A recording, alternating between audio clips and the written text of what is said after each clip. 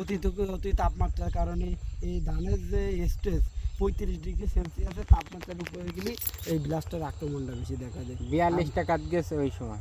এই জন্যই তো বলতেছি, আপনি যদি ফোনে কইতেন আমি রাকেব ভাইরা করছি যে এই ব্লাস্ট ওরকম আছে বহুত। এই তাপ সহ্য করার পরে দেন ধান কিন্তু পুষ্ট, কিন্তু এ বেরোতে পারে ফুটি বের করার ক্ষমতা সময়ের নিজের থেকে যে শক্তিটা দেবে তা কিন্তু আছে কি যে বেরোয়নি। করো ভিডিও কারণ করার সমস্যা নেই। এই তাপমাত্রা বেশির কারণে এই সমস্যাটা প্রায় জমিতে দেখা দিচ্ছে।